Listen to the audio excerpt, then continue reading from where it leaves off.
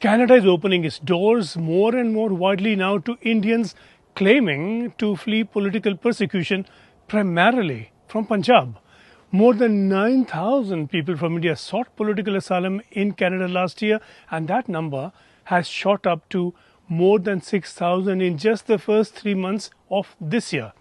Over the past year or two, more than 3,000 from India have been granted political asylum in Canada.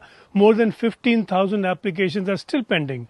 So that's about 20,000 recent applications processed or pending. It is an inviting route. They choose asylum because it's much easier, much faster. If your asylum is accepted, you don't have to go through education. You don't have to go through Canadian experience. The process couldn't be simpler. All you have to say is, I'm seeking asylum. And they have to let you in without asking a question.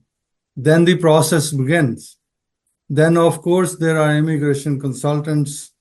There are people back home in Punjab, obviously within the police forces, who will produce documents, basically fraudulent documents, that this person we're looking for him.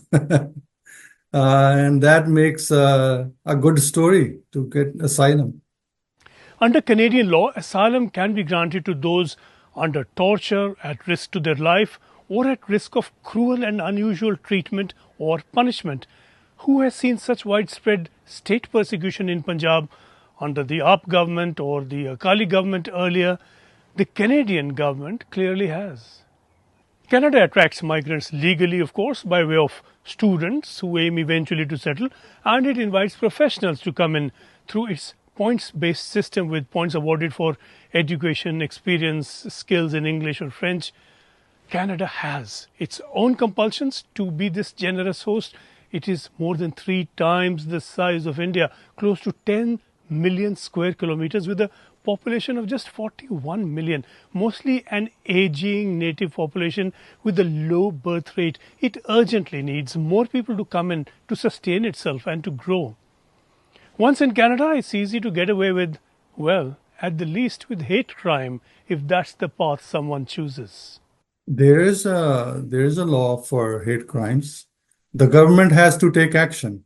Now, Justin Trudeau was basically elected as a leader by a huge Khalistani lobby, and they still control him. Jagmeet Singh, he's dependent on Jagmeet Singh's party, NDP. He's an outright Khalistani.